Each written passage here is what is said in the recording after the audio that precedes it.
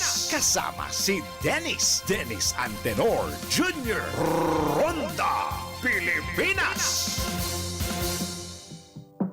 Ayun o, kilala ko to ha. Go, go! Ayan na, ito ay isa sa mga narinig kong tugtog. Ito ay meron ito sa home range. Bumabagets ka pare ha. Tama yan, binabagaya ng angkor. Binabagaya ng angkor ha. Pagka kay Dennis, mga Disney songs. Pagdating sa akin, mga ganito mga pambagets ang tugtugan natin. Ngayon pong morning na ito, ako'y kanina may inasikasong taping at nabanggit ko nga dumadami na naman po yung mga kababayan natin na nagkakasakit sa mga panahong ito. Bagamat, nababalitaan ko nga na medyo may paghina po ng amihan, hindi pa rin maiiwasan ng ubo, hindi pa rin maiwasan ng sipon, hindi maiwasan ng sakit sa ulo, hindi maiiwasan ang mga lagnat o trangkaso. Kaya pinag-iingat ang mga kababayan natin, doblehin ng tubig, doblehin ng masusustansyang pagkain, doblehin ng vitamins, doblehin ng pahinga, at rest. Ako'y naniniwala sa kasabihan na rest if you must, pero don't quit. Kasi sinasabi nila daw yung quitting is for losers. Actually, ang pag-quit naman ay hindi naman talaga technically para sa mga losers. Para lang talaga yun sa mga umabot na sa kanilang sukdulan, ika nga. Pero kailan kaya mag-quit itong mga pasaway nating mga kababayan na naaakusahan sa kabi-kabilang issue at katiwalaan sa ating pamahalaan? Basta tandaan nyo, ang masasabi ko lang dun sa mga nakasuhan na, yung mga nakadetain ngayon sa iba't ibang mga detention facilities at sa dinidinig ang kanilang kaso sa iba't ibang klase ng hukuman, I love you all. Pamilyar ba sa inyo? Ang masasabi ko ay I love you all. Pero sa ibang banda, isa na siguro ito palagian ko naman sinasabi, mapa dito man o sa programa ko sa umaga, na sana naman isang matinding wake-up call na po ito sa atin. Lahat tayo pagod na, pero kung ang paninindigan o panghahawakan pa rin po natin, ang mga kababayan natin o pipili pa rin tayo ng mga leader ng bayan, mga lingkod bayan, dahil sa popularity, dahil sa last name, o dahil guwapo sila. Ito kasi narinig ko noong 2022 election, bakit may boboto si ganito ganyan? Di ko pa pangalanan yung posisyon. Kasi po ang guwapo niya. Ang kagwapuan po ba ng mga taong ito? Ang kagandaan po ba ng mga taong ito? Ang kanila po bang pagkakakilanlan? Ikauunlad po ba at ikasasagana ng ating bayan? Sana isa po yon sa mga ordinaryong Juan de la Cruz sa atin, mga kapwa kong ordinary Filipino citizens. Ano bang mapapakinabangan natin kung ang dala lang po nila, hindi ko nila lahat, ang dala lang po ng mga tatakbo. Ngayon pa lang kasi pinag-uusapan na kung sino tatakbo ng 2028. Kung ang dala po nila, kagwapuhan, kagandahan, pagkakakilanlan ng kanilang pangalan, dami ng kanilang, sorry sa mga celebrity, dami ng kanilang mga proyekto sa TV, sa pelikula, kung yun po ang dala-dala nila, at wala silang maganda o malinaw na plataforma para sa ikaunlad ng ating bayan, baka pwedeng mag-think twice na kayo na hindi lang dahil sa pangalan o hindi lang dahil nakita nyong nagro-roleplay sila na maganda ang kanilang ginagawa para sa movie na yon, ibig sabihin, karamihan sa kanila na i-apply na yun. Oras na po para Pinoy, oras na para gumising tayo sa katotohanan para iluklok ang mga tamang tao na maglingkod sa ating bayan. Magandang morning po, Luzon, Visayas, Mindanao, Pilipinas. Sumasa inyo na po ang Ronda Pilipinas. Live na po tayo. Crystal clear sa DWIZ 882 Metro and Mega Manila, sa DWIZ News FM Regional Stations. Luzon, Visayas, Mindanao po iyan. At syempre sa mga kasama po natin sa RPN Radyo Ronda, magandang umaga po sa inyo. At sa ginagawang radyo ang kanilang mga TV, Aliw Channel 23 at DWIZ News TV. Tayo po ay magsalo-salo sa isang oras na balitahan hanggang 11 in the morning. Ako mga kasama sa ngalan ni Dennis. Halatang bagets po ang uupo ngayong hanggang alas 11 sa ngalan po ni Ginoong Dennis Antenor Jr. Ako po si Daryl Justin. Ronda Pilipinas. Sa oras natin na 13 minuto, 13 minutes makalipas ang alas 10 na magandang Tuesday morning. Alamin muna natin ang latest sa lagay ng ating panahon. Pinakahuli, pinaka-latest, pinaka-napapanahon. Whether we like it or not, ito ang magiging DWIZ Weather Report. Live and direct mula po sa Pag-asa Weather Forecasting Center. Nasa linya po natin ang kanilang weather specialist na si Miss Charmaine Varilla. Miss Charmaine, magandang morning po. Yes, magandang morning din po sa ating lahat. Naritong ulat sa lagi ng panahon. Shearline pa rin nga ang siya nakakaapekto sa buong Kabisayaan at nagdadalangayan ng maulap na kalangitan at kalat-kalat ng mga pag-ulan dito sa may Visayas, Albay, Sorsogon, Masbate at Dinagat Islands. Northeast monsoon naman ang siyang umiiral sa buong Luzon at nagbibigay din yan ng maulap na kalangitan at mahinang mga pag-ulan sa Cagayan Valley, Cordillera, Central Luzon at nalalabing bahagi pa ng Bicol Region at Quezon. Dito rin sa Metro Manila, asahan din natin yung mahinang at pulong-pulong mga pag-ulan dala ng Northeast monsoon. Samantalang dito naman sa nalalabing bahagi ng Mindanao, asahan naman yung mga pulong-pulong mga pag-ulan, pagkilos, pagkulog dala ng localized thunderstorms. Sa ngayon, asahan nga natin na magiging mataas ang mga pag-alon dito sa may silangang bahagi ng Central at Southern Luzon, maging ang buong Kabisayaan. Kaya naambisuhan natin yung mga ngisdang pandagat na mag-iingat po sa paglalayag at kung maaari ay pagpaliban muna dahil delikado yung pagtaas ng mga pag-alon. At yan ang ating latest mula dito sa Pag-asa Weather Forecasting Center. Charmaine Varilla, nag-uulat. Charmaine, may tanong lang po ko kasi may iba't ibang mga reports na lumalabas po online na maaring matapos na po before the end of the month ang amihan season natin. May katotohanan ba ito o may inaasahan pa tayong surge kung hihina man po ito this week? Sa ngayon po, yung nakikita nating trend ay meron lang paghina at paglakas itong ating Northeast monsoon. Pero kung matatapos na po ay more on Marso pa po yung talagang pinaka-end na ng ating Northeast monsoon.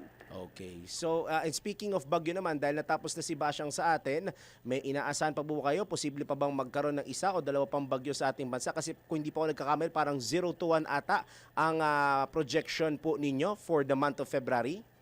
Yes po, tama po kayo. For the month of February, 0 to 1. So, for this coming week ay wala naman tayong nakikita sa ating tropical cyclone threat potential. So, hopefully, magtuloy-tuloy po yung ganitong forecast natin. Ayun, nalinawan na sana ang ating mga kababayan. Again, Ms. Charmaine, maraming salamat po at magandang morning po. Yes po, maraming salamat. At yan po, nakasama po natin at nagbigay ng update sa panahon si Ms. Charmaine Varilla ng Pag-asa. Pinakahuli, pinaka-latest, pinaka-napapanahon, whether we like it or not, DWIZ Weather Report. Ronda Pilipinas. Sa detalye ng ating mga balita, naniniwala si dating Supreme Court Associate Justice Adolfo Ascuna na uusad at wala nang nalabag sa paghahain ng panibagong impeachment complaint laban po kay Vice President Sara Duterte. Kasunod ito ng inilabas na pinal na desisyon ng Korte Suprema na nagdeklarang unconstitutional ang mga inihaing impeachment complaint laban kay VP Sara noong nakaraang taon. Partikular na tinukoy ng dating maestrado ang usaping kaugnay sa one-year bar rule. Palagay ko po ay as far as the one-year ban is concerned, safe na ito dahil lampas na yung 1 year. Ngayon yung other requirements, titingnan natin kung applicable ba ito, yung mga due process na yan. Hindi naman siguro sa tingin ko masyadong mas mahirap. Yung pinaka-importante, yung pagbilang ng araw ng session days na ginawang calendar days during which Congress is in session. Yun ang bantayan nila. Kumpiyansa naman si Ascuna, isa sa mga bumalangkas ng 1987 Constitution na hindi na gagamitin ng Kamara ang second mode ng paghahain ng impeachment complaint laban sa mga panibagong reklamo laban po sa pangalawang Pangulo. Hindi natin siguro kailangan pag-usapan yan dahil palagay ko hindi lang gagamitin yung second mode. Palagay ko ang procedure na sundin ng Kamara ay yung first mode, refer sa committee. Oo, so wala na yung portrait na yun. Yan po ang tinig ng constitutionalist na si dating Supreme Court Associate Justice Adolfo Ascuna sa panayam ng DWIZ. DWIZ Ronda Pilipinas. Kumpiyansa naman po si Commission on Elections o COMELEC Chairman Attorney George Erwin Garcia na maipapasa sa Kongreso ngayong taon ang Anti-Political Dynasty Bill. Gayunman, naniniwala po si Chairman Garcia na isang malaking hamon ang implementasyon sakaling maisabatas ang panukala bukod pa sa halos hindi matapos-tapos na diskusyon ng mga mambabatas sa damang definition po ng political dynasty. Ayon po sa poll body chief, dapat ding isaalang-alang ang pag-amyenda sa ilang probisyon ng saligang batas at Omnibus Election Code kung porsigido ang Kongreso na na matuldukan na ang political dynasty sa sinasabing ugat ng katiwalian sa gobyerno. Kaya po sinususog namin na sana pag ipinasa natin itong ating revisyon ng party list law, kasabay dapat dito, kaakibat nito, yung anti-political dynasty at dapat makasama yung mga nominado ng party list sa prohibisyon ng political dynasty. Ibig sabihin, kung ikaw ay number 1 nominee tapos ang asawa mo o anak mo o kapatid mo ay gobernador, dapat may disqualified sa inyong dalawa. Kasi otherwise, kung parehas din na tumatakbot sabay at sasabihin natin exempted halimbawa ang party list, o di para na lang hindi natin nagiging makatotohanan tayo sa ating anti-political dynasty. Samantala, nilinaw naman ni Garcia na kahit makalusot o maisabatas ang bill sa Kongreso, hindi ito makakaapekto sa 2028 national elections lalo sa paghanda ng COMELEC. Ngayon ay Pebrero na ng 2026. Ang filing po ng candidacy para po sa kaalaman ng mga kababayan natin para sa 2028 national and local elections ay maaaring Oktubre ng susunod na taon. So lumalabas ang kinikilusan na lang nating panahon para maipasay ang batas na yan ay more or less before the end of this year. Ayun. Kasi hindi naman po pwedeng napakalapit na buwan tsaka tayo magpapasa ng batas. Paano po natin ma-educate, ma-inform ang mga kababayan natin?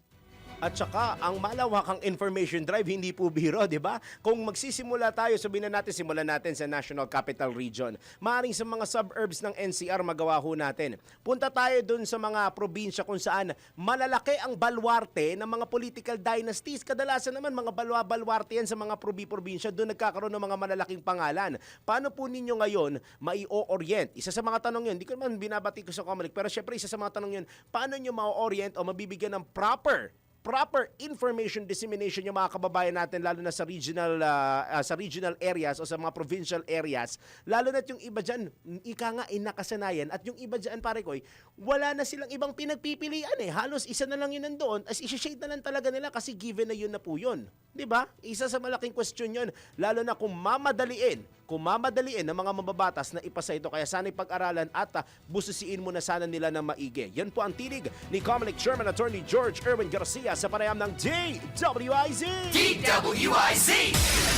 Honda, Pilipinas! Umabot na sa 46 ang bilang ng mga nasawi sa lumubog na MV Tricia Kirsten 3 sa Basilan. Ito ay matapos ma-recover ng Philippine Coast Guard Technical Diving Group ang isang bangkay sa tinatayang 187 feet na lalim sa karagatang sakop ng Baluk-Baluk Island. Ayon kay PCG TDG Supervisor Commander Cheska Hamorol, natagpuan ang bangkay sa accommodation area ng lumubog na barko. Agad itong isinakay at siniguro sa BRP Melchora Aquino at inilipat sa BRP Capones para maihatid sa Zamboanga City Port. Sa kasalukuyan, nakikipag-ugnayan ng Coast Guard District Southwestern Mindanao sa Provincial Disaster Risk Reduction and Management Office para sa pagkakakilanlan at wastong disposisyon ng bangkay.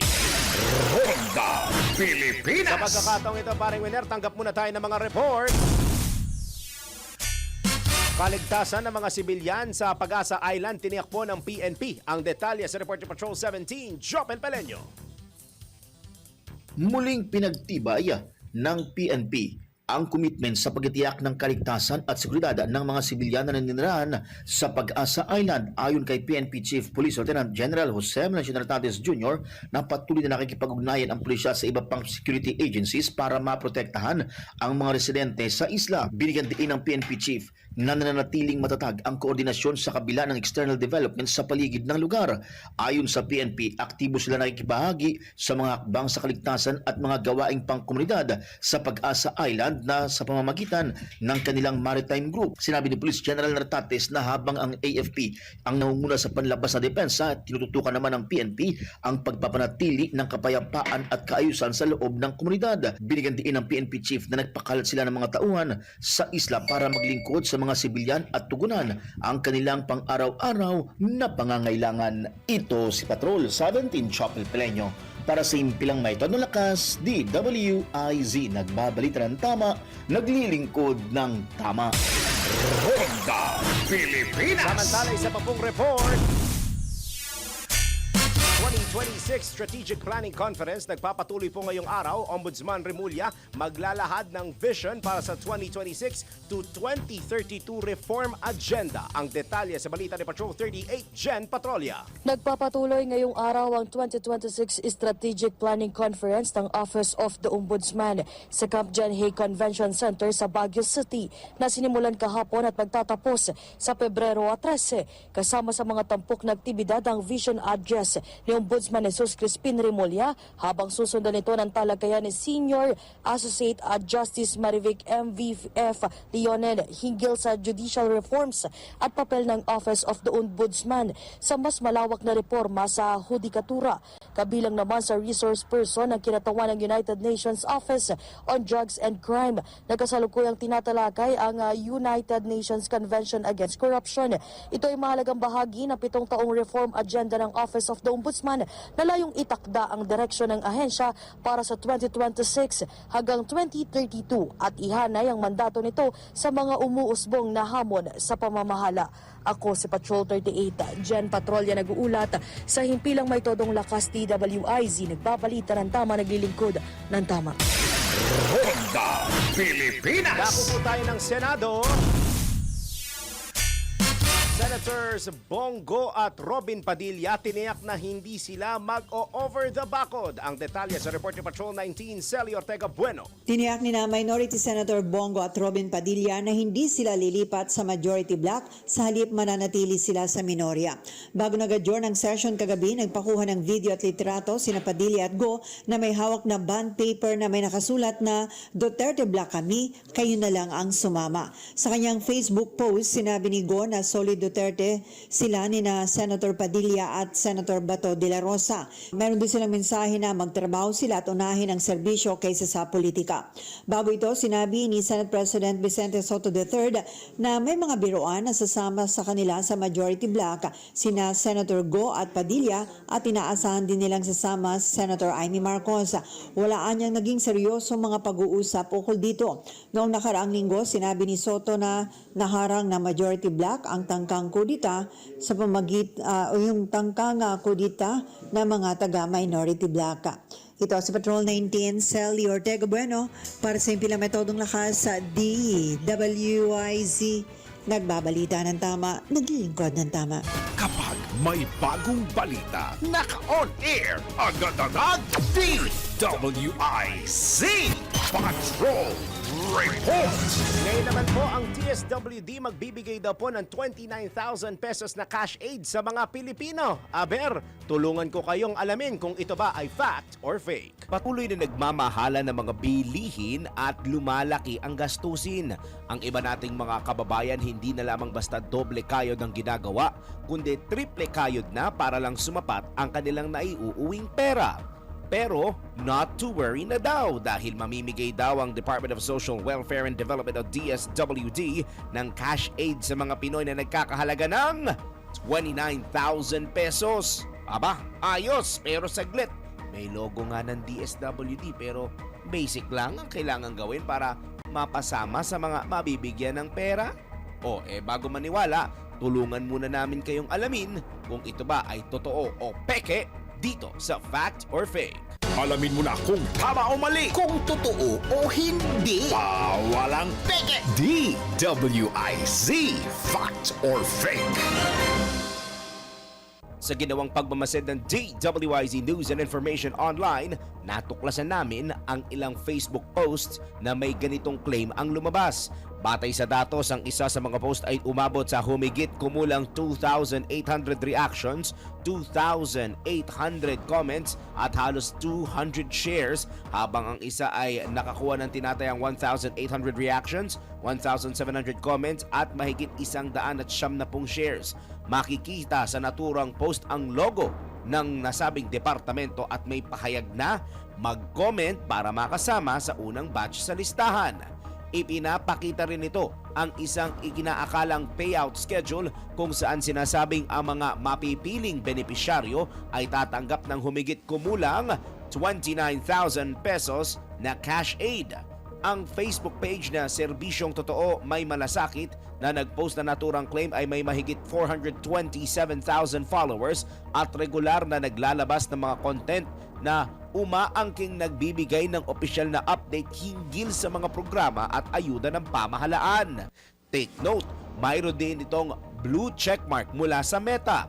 Gayunman, mahalagang tandaan na hindi otomatikong nangangahulugang opisyal o beripikadong ahensya ng gobyerno ang naturang badge matapos payagan ng Meta noong taong 2023 ang monthly paid subscription para sa pagkuha ng blue checkmark. Fake! Ang sinabing cash aid at ng Facebook page na nagpost ng naturang claim ay hindi kaakibat ng DSWD o ng alinmang lehitimong ahensya ng pamahalaan. Kamakailan lang naglabas ng babala ang Department of Social Welfare and Development o DSWD kaugnay ng dumaraming maling impormasyon at social media pages na nangangako ng cash aid kapalit ng personal na impormasyon ng publiko. Ayon kay DSWD Assistant Secretary Irene Dumlao, tagapagsalita po ng ahensya, hindi basta-basta pumipili ng benepisyaryo ang DSWD sa pamamagitan ng text message o private chat at hindi rin ito humihingi ng sensitibong personal na impormasyon kapalit ng tulong o ayuda. Para sa Fact or Fake, Daryl Justin, nagbabalita ng tama, naglilingkod ng tama. Huwag magpapaloko, huwag magpapagancho, huwag magpapaskam. Bawal! Bawal ang peke. DWIZ, Fact or Fake.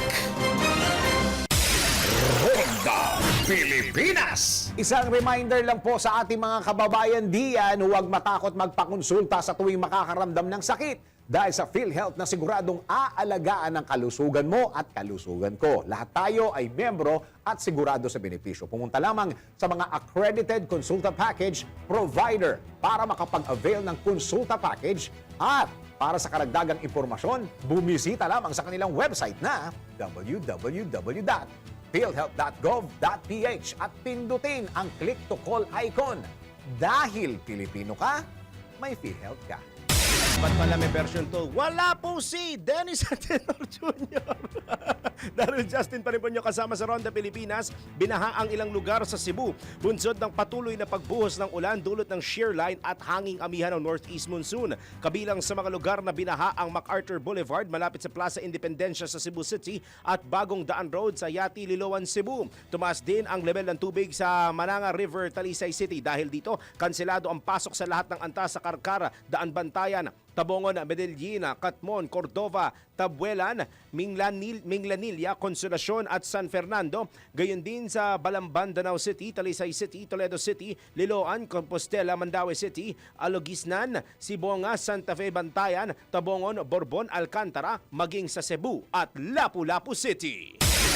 Ronda Pilipinas! Sa politika ulit, naghain ng Makabayan Block ng panukalang batas na layunin itaas hanggang 150,000 pesos ang cap o ceiling ng income tax exemption para po sa minamahal ng sambayan ng Pilipinas na 13th month pay, Christmas bonus at iba pang katulad na benepisyo ng lahat ng mga manggagawa sa bansa. Ayon po kay ACT Teachers Party List Representative Antonio Tino, isa sa may akda ng House Bill No. 7661, hindi lamang ang mga taga-gobyerno ang makikinabang sa panukala, kundi maging mga manggagawa sa pribadong sektor. Sa kasalukuyan, nasa 19,000 pesos ang tax exemption, pero sa ilalim ng panukala ay itataas ito ng 60,000 piso upang mabawasan ng buwis sa mga benepisyo at bonus. Sa oras anyang maisabatas ito ay magiging tax-free na ang maraming bonuses at 13th month pay ng mga obrero.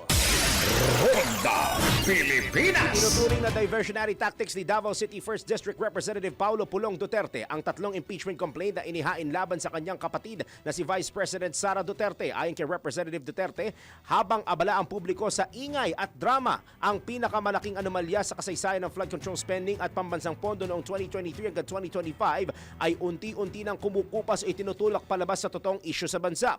Para po sa kongresista, nagmistulang bula na nawala, tahimik, walang paliwanag at walang resolusyon ng usapin sa trillion peso flood control anomaly. Anya, kaduda-duda ang impeachment sa Kamara at ingay sa pagitan ng Senado at Chinese Embassy ukol sa West Philippine Sea.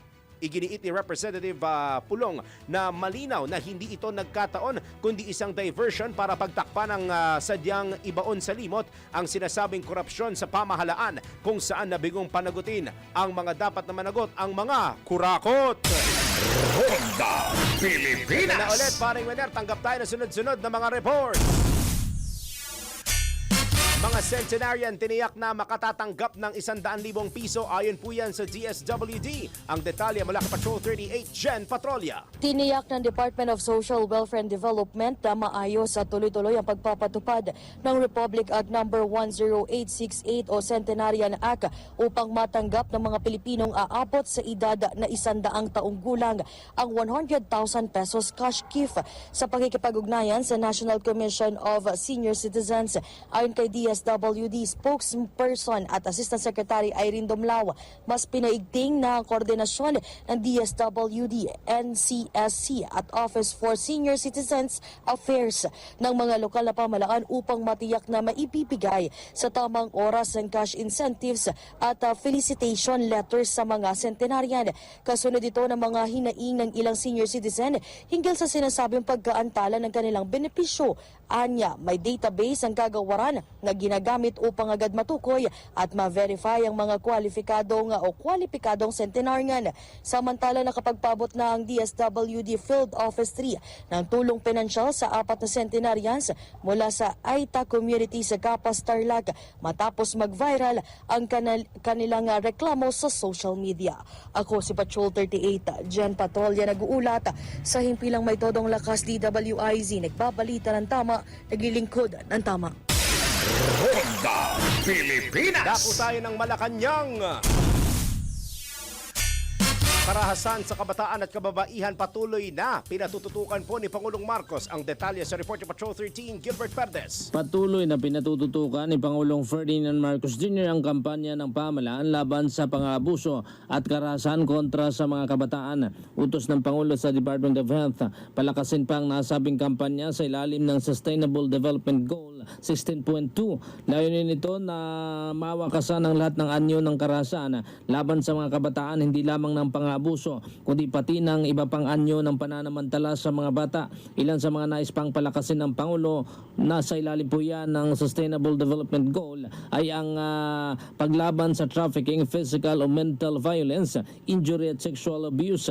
Ang pangangalaga sa mga kabataan ayon kay PCO Undersecretary Claire Castro ay parte ng mandato ng Pangulo na pangalagaan ng kapakanan ng mga kabataan at kababaihan upang masiguro ang kanilang nutrisyon, kalusugan at kaligtasan. Patrol 13, Gilbert Perdes para sa himpilang may todong las DWIZ. Babalita ng tama, naglilingkod ng tama. Ronda Pilipinas. Dako ulit tayo sa mataas na kapulungan ng Kongreso. Maayos na relasyong pang-ekonomiya ng Pilipinas at China sana daw magpatuloy sa kabila ng ipinasang Senate resolution na kumukundina sa mga banat ng ilang Chinese embassy officials. Report mula kay Patrol 19, Celi Ortega Bueno. Sa kabila ng ipinasang resolution ng Senado na kumukondina sa mga maanghang na pahayag ng mga taga-Chinese embassy sa ilang opisyal na ating pamahalaan, sinabi ni Senator Kiko Pangilinan na hangad pa rin niya na patuloy na maging maayos ang relasyong pa-ekonomiya at kalakalan ng Pilipinas at China. Sa kabilaan niya ng problema at bangayan ng dalawang bansa sa teritoryo at karapatan sa West Philippine Sea, umaasa pa rin ang Senado na magkakaroon ng mas magandang relasyong pang-ekonomiya ang Pilipinas at China. Pero giniti Pangilinan na kinakailangan ang pagtindig natin sa mga banat ng ibang bansa at suportahan ang Coast Guard at Armed Forces of the Philippines kapag sila'y hinaharas sa West Philippine Sea sa gitna ng mas tumitindi pang pag-angkin sa nasabing rehiyon. Ayon sa Senador, ang pagpasa ng resolution ay nagpapakita ng suporta ng Senado bilang institusyon ukol sa mga naging pahayag ng Department of National Defense at ng AFP na parehong nagbigay din sa mga karapatan ng Pilipinas sa West Philippine Sea at naglalayong protektahan ang mga mangisda at kawani ng Philippine Coast Guard laban sa pangaharas sa karagatan.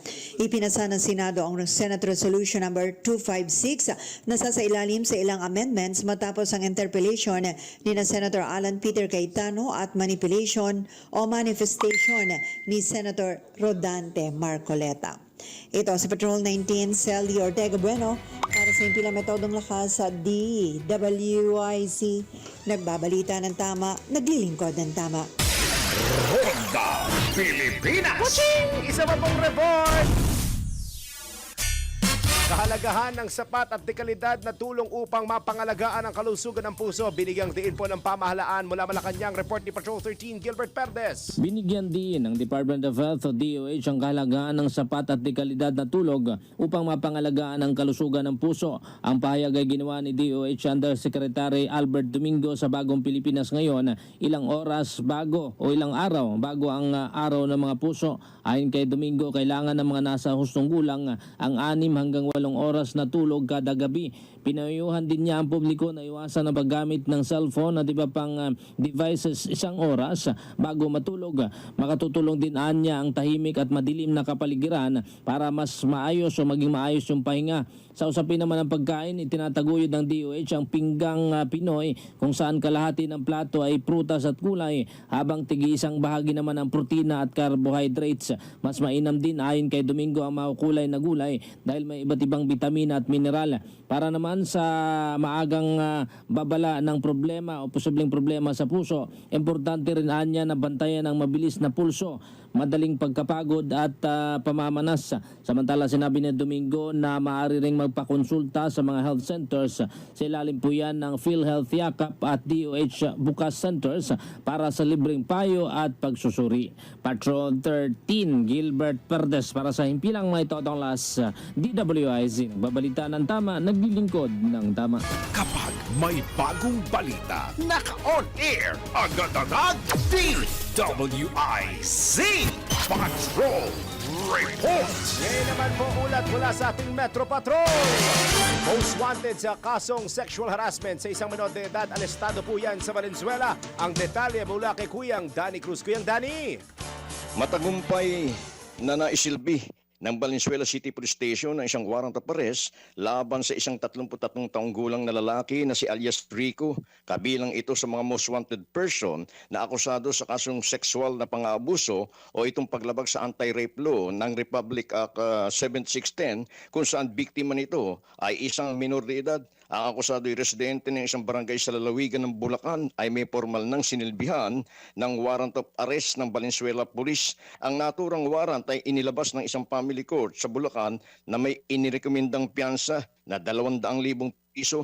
Matapos ang pagsisilbi ng warrant, ang akusado ay kasalukuyan ng nasa kustodiya ng pulisya habang hinihintay ang pagbabalik ng dokumento na inisyu ng hukuman. Sinabi ni Police Brigadier General Christopher de la Cruz ng Northern Police District na mahigpit nilang ipinatutupad ang mga batas na naglalayong protektahan ang mga kababaihan at mga kabataan sa pang-aabuso. Metro Patrol, Danny Cruz, nag-uulat sa Himpilang May Todong Lakas, DWIC, nagbabalita ng tama, naglilingkod ng tama. Ronda Pilipinas! Sa pagpapatuloy ng ating balitaan, iginiit po ni Pangulong Ferdinand Marcos Jr. na nananatiling matibay ang ugnayan ng Pilipinas at Estados Unidos sa depensa, seguridad, kalakalan, ekonomiya, edukasyon, kalusugan, pati sa larangan ng cyber at outer space. Ginawa ni PBBM ang pahayag matapos dumalo sa pagdiriwang ng ika-80 anibersaryo ng diplomatic relations ng dalawang bansa at paglulunsad ng special anniversary logo. Pinuri ng Pangulo ang US-Philippine Society at si Ambassador Jose Manuel Babes Romualdez sa pagpapatatag ng bilateral ties. Bilang ASEAN chair ngayong taon, inaasahan ni PBBM na patuloy na suporta ng US at ang posibleng pagdalo po ni US President, paborito ko, parang si US President Donald Trump. Baka dumalo daw siya sa ASEAN, ha? Binigyang diin po ni PBBM ang hangarin ng Pilipinas na higit pang palalimin ng alyansa para sa kapayapaan at kaunlaran ng rehiyon. Ronda Pilipinas! Mahigit 100,000 trabaho ang nawala sa construction sector dahil sa malawakang katiwalian sa flood control projects. Ang National Union of Building and Construction Workers Secretary General Santiago Nolia, ito'y matapos kanselahin ang mga permit ng mga kontraktor na sangkot sa iskandalo. Anya, hindi lamang ang mga direktang empleyado ng mga construction firm ang apektado kundi pati na rin ang mga subcontracted workers na nakatalaga sa mga proyektong ito. Dahil dito, nanawagan ng grupo ng Agarang hakbang para suportahan ang mga nawalan ng trabaho at magpatupad ng reforma upang maiwasan ang katiwalian sa mga proyektong pang-infrastruktura. Ronda Pilipinas. Ngayon naman po, ronda tayo sa probinsya. Ayon, sa atin sa Pangasinan, event coordinator sa Urdaneta City, arestado sa buy-bust operation. Narito ang report ni Kuyang Ronald Idol Domingo. Isang matagumpay na buy-bust operation ang isinagawa ng pinagsanib na pwersa ng kapulisan na nagresulta sa pagkakumpiska ng tinatayang mahigit 582,000 pesos na halaga ng hinlang shabu. Sa Urdaneta City, Pangasinan, ang nasabing operasyon ay pinangunahan ng Regional Police Drug Enforcement Unit katuwang ang RID-1, PIDEA Pangasinan at iba pang sektor ng law enforcement. Ang suspect ay isang 37 years old na lalaki na isang event coordinator at presidente ng Mapandan, Pangasinan. Nasamsam mula sa kanya ang humigit kumulang 85.69 grams na hinalang shabu na may standard price na 582,000 pesos.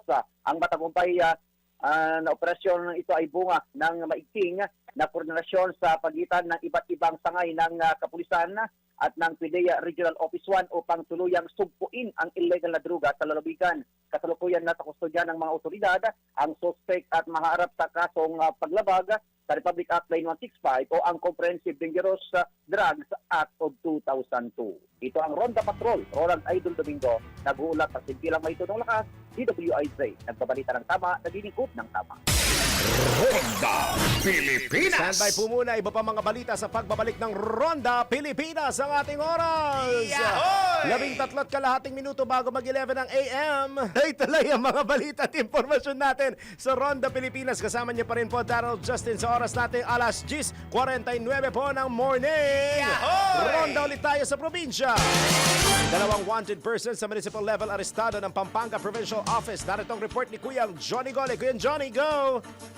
Yes, dalawang most wanted person in city level. Ito nga nasakuti ngayon ng mga operatiba ng Mabalacat sa City Police Station sa kanilang mga pinagtataguan dito sa syudad. Yung isa sa mga sospek ay may kasong reckless imprudence resulting to physical o serious physical injury and damage of properties. Samantala yung isang suspect naman ay sangkot sa ilang counts ng robbery, extortion. Itong arrest warrant ipinalabas ng hukuman laban dito sa dalawang suspect matapos silang magtago o pinagtaguan nila itong kanilang mga kaso matapos mapag-alaman na nagsampa ng reklamo yung kanilang mga nabiktima. Ayon dito sa pulisya, ang mga sospek ay itinimbre ng kanilang mga kapitbahay sa pulisya matapos silang maispatan nang makita na umuwi do sa kanilang mga tahanan na ilang panahon din ang nakakaraan. Itong mga sospek ay hawak na ngayon ng Mabalacat City Police Station Warrant Section at nakatakdang iharap nga sa hukuman para sa kumpirmasyon ng kanilang pagkakahuli. Saka sila tuluyan ng ibabiyahe sa piitan sa ilalim naman ng supervision nitong Bureau of Jail Management and Penology. So yan ang report buhat dito sa Mabalacat City, Pampanga. Ito si Johnny Goles, Central Luzon Patrol. Nag-uulat si Pilamitodo Lakas, DWIZ, nagbabalita ng tama, naglilingkod ng tama. Ronda Pilipinas. Samantala, pinangunahan ni Pangulong Ferdinand Marcos Jr. ang turnover ng Kaliraya Botocan Kalayaan Hydroelectric Power Plant sa CBK HEPP sa Kalayaan, Laguna. Ayon kay PBBM, ang matagumpay na privatization ng nasabing pasilidad ay patuloy ng matibay na kumpiyansa ng mga mamumuhunan sa sektor ng enerhiya sa bansa. Senyales din anya ito ng epektibong ugnayan sa pagitan ng pamahalaan at pribadong sektor sa pagpapalakas ng mahahalagang infrastruktura at serbisyo. Pinasalamatan din ng Pangulo ang Thunder Consortium na siyang mamamahala po sa mga planta. Umabot naman sa mahigit 30 bilyon ang winning bid na magbibigay daan upang makalikom ng dagdag pondo para sa mga pangunahing pangangailangan ng publiko tulad ng mga paaralan, kalsada at ospital. Ang CBK ay isa sa pinakamalaking hydropower facility sa Luzon na binubuo ng 3 pasilidad at may kabuuang kapasidad na 797 megawatts. Ronda Pilipinas. Kinontra naman po ni Senate President Pro Tempore Panfilo Lacson, Chairman ng Blue Ribbon Committee, ang mga nagsasabi na hindi kasama si dating House Speaker Martin Romualdez sa kanilang committee report hinggil sa maanumalyang flood control projects. Ayon kay Senator Lacson, kasama sina Romualdez at Senator Francis Chis Escudero sa tinukoy na second category. Ito ang mga pangalang nabanggit sa pagdinig ng Senado ngunit walang direktang ebidensyang tumanggap ng pera. Nilinaw po ni Senator Lacson na kasama sa basihan ng naging rekomendasyon sa dating House Speaker ang naging testimonya ng mag-asawang Curly at Sara Diskaya. Ibinatay din anya ang rekomendasyon sa naging testimonya ni retired Master Sergeant Early Gutesa na naglahad ng sinasabing pagde-deliver ng mali-maletang pera kina dating Congressman Zaldico at Martin Romualdez. Ronda Pilipinas. Sa iba pa natin mga balita sa oras na ito, handa si Senator Risa Hontiveros na tumakbo bilang Pangulo o pangalawang Pangulo sa 2028 elections. Ayon kay Senator Hontiveros, bukas siyang tanggapin kung ano man ang magiging desisyon ng United Opposition. Iginit ng Senadora na gagawin niya ang lahat at susuportahan ang mabubuong slate ng oposisyon para sa susunod na halalan. Any task na hiningi ng United Opposition. Pasensya rin, pabalik-balik ako doon kasi yun yung kumbaga kondisyon ko sa kahit ano. Kung magkaisa kami sa usaping 2028, palagay ko yun yung magpapalakas ng tsansa namin. And kung sino ang buuin naming team or slate para doon, susuportahan ko yun. Nakataya akong gawin ang lahat para mag-materialize yung ganyang scenario. United Opposition, strong candidacies. Naniniwala si Senator Hontiveros na simula ng mahati ang unity team sa pagitan ni PBBM at Vice President Sara Duterte, lumakas ang kanilang pag-asa na ialok ang pamamahala at layunin ng United Opposition sa 2028 elections. Ronda Pilipinas. Tanggap ulit tayo ng balita mula sa probinsya. Estudyante sa Apari, Cagayan, arestado. Nagbabalik si Kuyang Ronald Idol Domingo. Naaresto ng mga otoridad ang isang estudyante matapos makumpiskahan ng nilang illegal na droga at mga bala sa sinigawang search warrant operation sa bayan ng Apari, Cagayan. Kabitan ng dalawang search warrant kaugnay ng paglabag sa Republic Act 9165 o Comprehensive Dangerous Drugs Act of 2002 at Republic Act 10591 o Comprehensive Firearms and Ammunition Regulation Act. Matagumpay na lipatupad ng PNP Apari ang operasyon laban sa sospek na positibong kinilala bilang target. Sa insagawang paghalugog sa tirahan ng suspect, nakumpiska ang ilang heat-sealed transparent plastic sachet na naglalaman ng hinalang shabu na may kabuang timbang na mabigit kumulang 5 gramo, isang weighing scale at iba pang kagamitan may kaugnayan sa illegal na droga. Na-recover din ang isang sling bag, mga lighter, isang magasin ng baril ng caliber 9mm, 5 piraso ng bala ng caliber 9mm at isang piraso ng bala ng caliber 7.62mm. Isinagawa ang pagmamarka, inventaryo at dokumentasyon ng mga nasamsam na ebidensya sa mismong lugar ng operasyon sa presensya ng suspect, 2 halal opisyal ng barangay at isang kinatawan ng National Prosecution Service alinsunod sa itinakdang legal na proseso. Ang narestong suspect at mga lahat ng nakumpiskang ebidensya ay dinala sa Apari Police Station para sa kaukulang dokumentasyon at pagpili ng mga kaukulang kaso. Ito ang Ronda Patrol, Ronald Idol Domingo, nag-uulat sa simpilang may tunong lakas, DWIZ, at balita ng tama, lingkod ng tama. Ronda Pilipinas. Ngayon naman po sa ating sports news, 2 Pinay chess player patuloy na umaarangkada sa National Women's Chess Tournament. Sports news mula kay Kim Gomez. Sa mundo ng palakasan, ang latest malalaman sa DWIZ Sports News. Wagi sina Janelle May Fraina at Roel Canino matapos muling manalo sa ika-11 round ng Philippine National Women's Chess Championship sa Malolos, Bulacan. Tinalo ni Fraina si Cherry Ann Mejia sa isang mahaba at matinding laban na umabot sa 76 moves. Isinakripisyo ni Fraina ang kanyang reyna kapalit ng 2 tore at ginamit ang husay sa endgame upang makuha ang panalo. Samantala, nanaig naman si Canino laban sa kakampinga Olympia Olympian na si Shania May Mendoza matapos ang 56 moves sa laban gamit ang Sicilian Opening. Dahil sa kanilang panalo, nananatiling tabla ang dalawa na may tiga 8.5 points. 4 na round pa ang nalalabi sa torneo at kapwa target ni Fraina at Canino ang kampyonato at isang pwesto sa World Chess Olympiad na gaganapin sa Setyembre sa Uzbekistan. At para sa sports news, Kim Gomez nagbabalita ng tama, naglilingkod ng tama. Arena Plus Sportsbook. Arena Plus. Gambling is for 21 years old and above only. Gambling can be addictive. Know when to stop. Ronda Pilipinas. Ito na ang latest, bagong-bago, fresh na fresh. DWIZ Showbiz News. Vice Ganda, Ogie Alcacid, Jano Gibbs at Ice Higuera makikisa sa gaganaping EDSA celebration. Ang detalye sa iSpotter Report ni Mima Anton.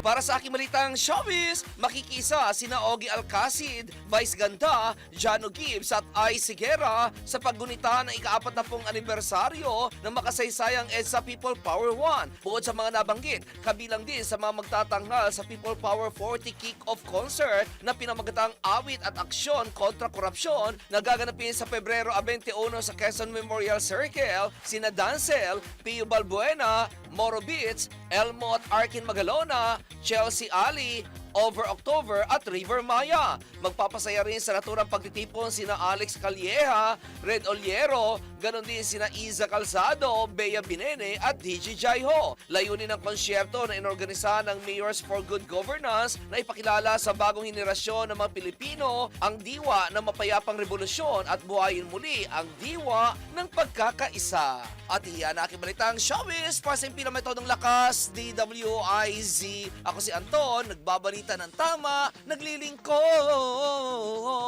ng tama. Ang balitang ito ay inihatid sa inyo ng Bingo Plus. Bingo Plus, bingo sa saya, plus sa panalo. Gaming is for 21 years old and above only. Keep it fun, game responsibly. Ronda Pilipinas. At bago po tayo pansamantala magpaalam, tayo po yung magpatama quote for today. Kung hindi mo alam ang nangyayari sa buhay mo, punta ka na lang sa kapitbahay nyo dahil siya, alam niya ang lahat. At yan na po ang kalipunan ng mga balita yung tinapok natin sa Ronda Pilipinas on a Tuesday. Abangan po ang susunod na programang Yes, Yes, Yo Topacio kasama si Mr. Sex Appeal, Attorney Ferdy Topacio at si OG Ahoy, Miss Juby de Guzman. Pagkalipas naman ng ilang paalala, sa ngalan po ulit ni Dennis Antenor Jr. Ako po si Darrell Justin. Magbabalik na naman mamaya alas 4 sa News Scoop. Nagbabalita ng tama, naglilingkod ng tama.